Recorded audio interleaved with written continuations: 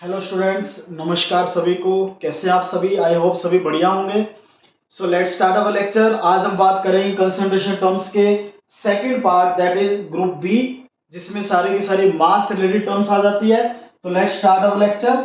तो group B के अंदर मास रिलेटेड टर्म्स जो थी, कंसंट्रेशन टर्म्स थी, उसके अंदर बात करते हैं। तो सबसे पहले उसके अंदर क्या था बच्चों? Percentage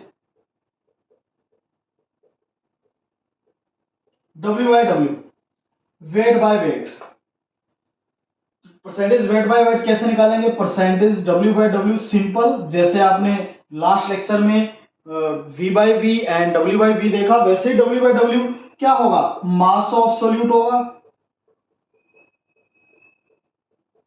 divide by mass of solution, that is total mass. Mass of solution multiplied by 100. So this represent percentage W by W. This is simple term. Next term is molality. ये स्टूडेंट्स, सिर्फ molarity और molality में क्या difference है? सिर्फ आप देख पा रहे हैं स्पेलिंग वाइज चले तो सिर्फ एल और आर का डिफरेंस है, बट वैसे दोनों टर्म्स बहुत ही अलग है। एक ग्रुप ए के अंदर है वॉल्यूम रिलेटेड और एक की क्या है? मास रिलेटेड टर्म है। तो मोलैलिटी को कैसे डिफाइन करेंगे? It is number of moles of solute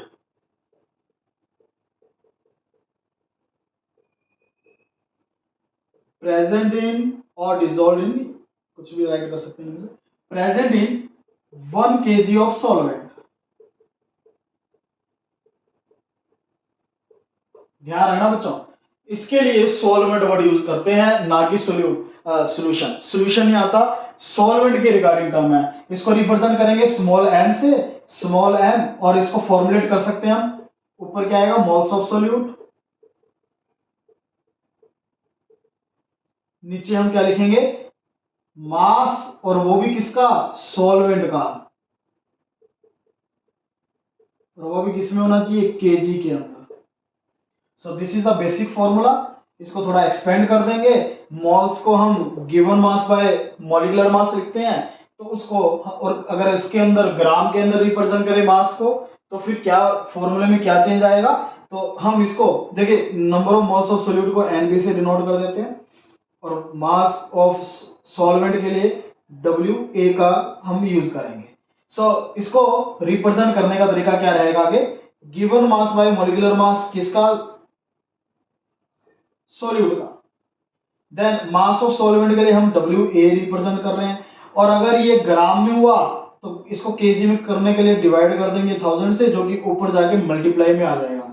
so final formula becomes this: molarity is equal to, this is W B by M B. W B क्या रिप्रेजेंट कर रहा है? The given mass of solute, और M B the molecular mass of solute. W A क्या represent कर रहा है? Mass of solvent, और ग्राम में है तो 1000 मल्टीप्लाई में लगा दोगे, अगर केजी में दे रखा है तो 1000 हटा दोगे।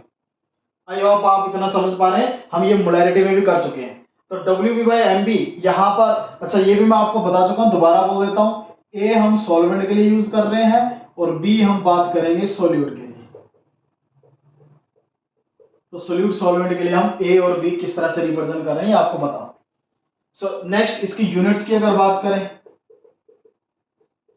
यूनिट्स, एक तो ये स्टैंडर्ड फॉर्मूला यहां से निकाल सकते हैं। देखो ऊपर है मोल्स, नीचे है केजी, तो मोल पर केजी इसके सिंपल बेसिक यूनिट रहेंगे, मोल पर केजी। बट इसके और यूनिट्स क्या यूज किए जाते हैं? This is also represented as molal. इसके यूनिट मोलल भी रहते हैं, और इसके जो इसकी कंसंट्रेशन टर्म का सिंबल है, वो इसके यूनिट का सिंबल भी यूज किया जाता है, दैट इज स्मॉल एम। ध्यान रखें, ये तीनों ही इसके यूनिट्स को रिप्रेजेंट करते हैं। किसी टर्म के आगे मोल पर केजी लिखा है तो वो भी मोलैलिटी है, मोलल लिखा है वो भी मोलैलिटी है, और अगर सिर्फ एम, स्मॉल एम लिखा है तो वो भी मोलैलिटी की वैल्यू गिवन है। आई होप आपको ये क्लियर हो गया मोलैलिटी। नेक्स्ट बढ़ते हैं आगे। नेक्स्ट अपनी टर्म रहेगी मोल फ्रैक्शन।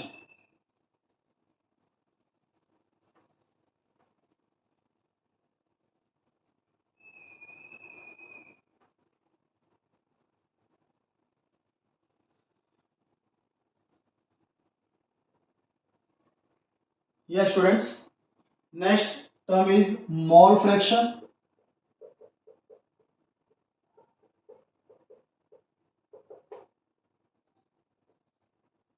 जिसका सिंबल हम स्मॉल एक्स, वैसे तो इसको चाई बोलते हैं, काई बोलते हैं, काई, दिस इज प्रोनाउंस्ड एज काई, बट हम इसको स्मॉल एक्स के रिप्रेजेंट कर सकते हैं। यहाँ पर हम यहाँ पर रिप्रेजेंट कर रखा है स्मॉल एक्स से। तो mole fraction very very important term, इसका यूज बड़ा आपको कॉमन देखने को मिलेगा मोल फ्रैक्शन का। और मोल फ्रैक्शन होती क्या है? मोल फ्रैक्शन नेम से पता चल रहा है मोल्स की कोई फ्रैक्शन है। तो मान लो हमारे पास कोई सॉल्यूशन है जिसमें दो कंपोनेंट्स हैं, तो मोल फ्रैक्शन किसी कंपोनेंट के लिए कैसे डिफाइन की जाती है? मोल फ्रैक्शन, चलो लिख देता हूं मैं, मोल fraction of A component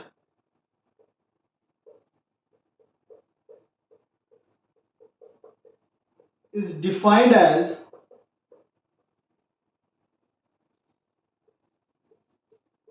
moles of that component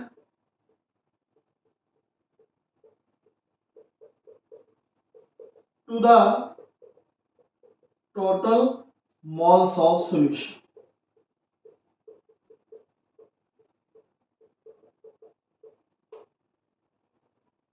क्या समझाया आपको? क्या कह रहे हैं यहाँ पर? मोल फ्रैक्शन किसी कंपोनेंट के लिए डिफाइन किया जाता है, और मोल फ्रैक्शन किसी कंपोनेंट का कैसे डिफाइन करेंगे? Mole fraction of that component will be equal to moles of that component to the total moles of solution. एक एग्जांपल से समझेंगे। Let we have a solution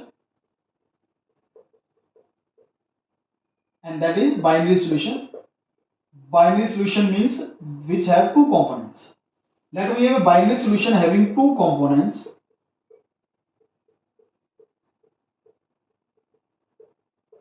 A and B, ठीक है, उनके हमने मोल्स मान लिए Na, B के मोल्स हम मान लेते हैं Nb, ठीक है।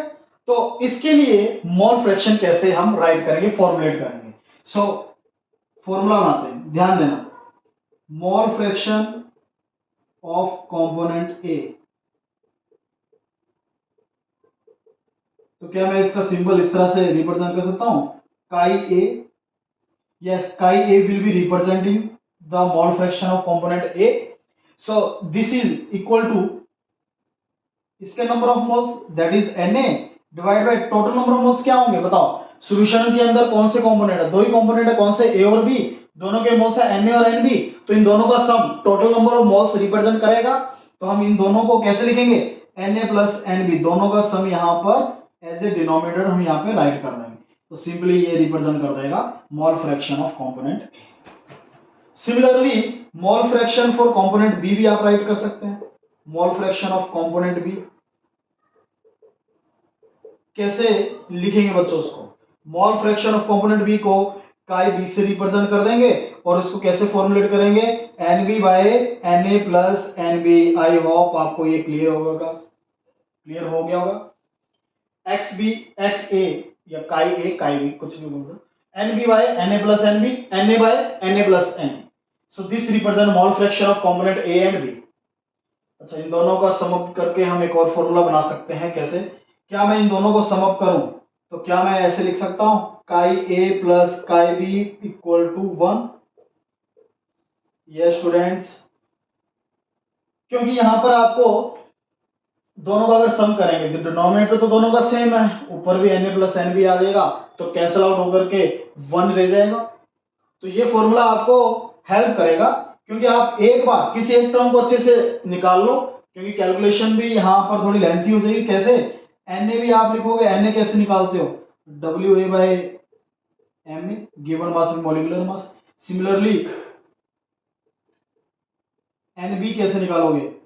WB बाय MB करके, गिवन मास में मॉलिक्यूलर मास। तो ये फर्दर एक फ्रैक्शन है, और इसकी वैल्यू फिर इसमें पुट करेंगे, तो काफी लेंथी कैलकुलेशन है। तो थोड़ा सा इजी बनाने के लिए क्या करेंगे, एक किसी एक टर्म को निकाल लो, दूसरे को कैसे निकालोगे? मान लो आप एक्स ए निकाल चुके, तो एक्स बी कैसे निकालोगे? 1 माइनस एक्स ए या काई ए कर देंगे। सो this formula will be used to calculate one of the concentration term, that is mole fraction। अगर एक की मोल फ्रैक्शन आपको पता है तो दूसरे की आप इजीली कैलकुलेट कर पाएंगे। जस्ट आपको क्या करना, 1 में से माइनस करना। अगेन आप देख सकते हैं दोनों मोल्स की ही फ्रैक्शन है, तो मोल्स बाय मोल्स कोई यूनिट तो होगा नहीं, तो this is a unitless quantity, no units, this have no units, unitless quantity रहेगी। So this is about the mole fraction. Next हम जो रहेगी अपनी मास फ्रैक्शन। स्टूडेंट्स देखिए मास फ्रैक्शन और इसमें क्या फर्क रहेगा।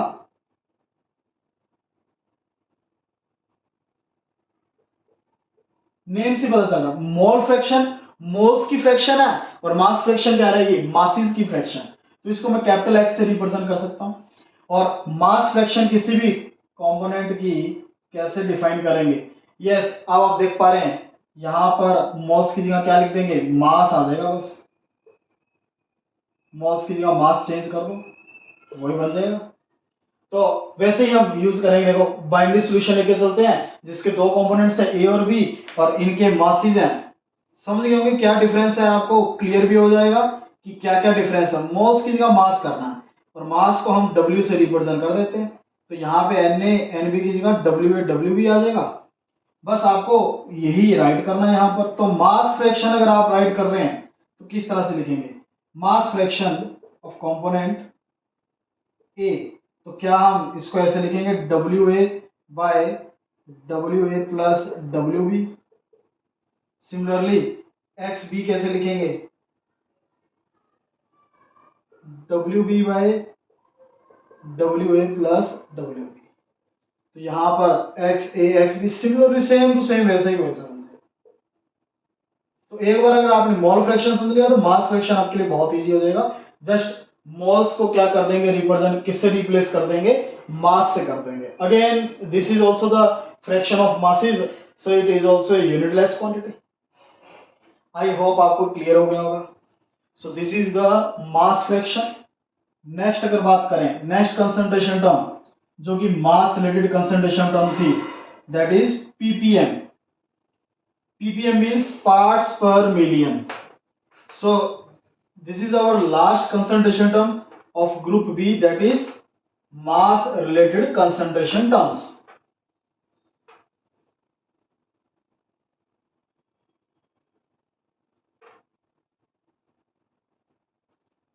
So parts per million,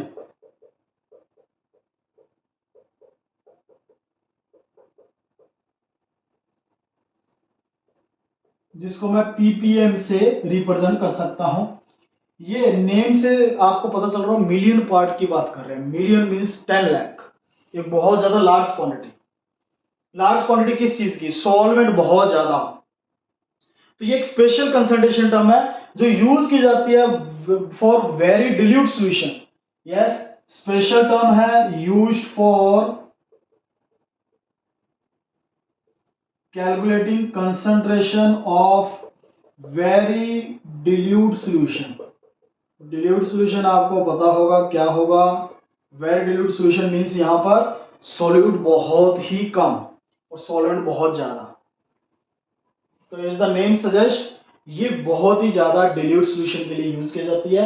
for example अगर हम किसी गैस की परसेंटेज एयर के अंदर निकालते हैं, उसकी कंसंट्रेशन निकालें तो हम पीपीएम का यूज करेंगे। और ये there are other ways for using this concentration term like hardness of water, checking pollution in the air, poisonous gas, the percentage or the quantity of poisonous gases in the air is also denoted by this term or measured by this term ppm, parts per million। तो इसका formula किस तरह से बनेगा, ध्यान देना। ppm किसी component की बात करें तो a नाम दे देते हैं, तो ppm a बन जाएगा और ये क्या रहेगा, उस कंपोनेंट का mass, mass of solute you can say. अच्छा यहां पर ए का मतलब कोई सोल्यूट सॉल्वेंट से नहीं है, यहां पे हम किसी कंपोनेंट को दे सकते हैं। तो मास ऑफ सोल्यूट है यहां पर और नीचे मास ऑफ सॉल्यूशन आएगा।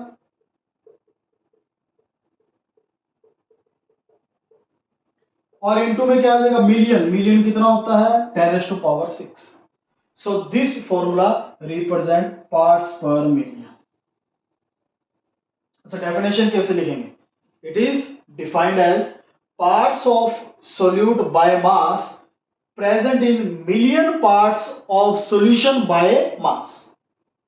अच्छा, बाय वॉल्यूम भी होता है लेकिन ज्यादातर यूज किया जाता है मास का, सो हम इसलिए मास रिलेटेड टर्म्स के अंदर इसको रखा है, मास of solute, mass of solution into में 10⁻⁶ which represent million part. I hope आपको ये क्वांटिटी समझ में आ गई होगी।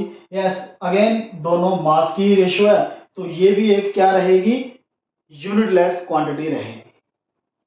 आ रही बात समझ में?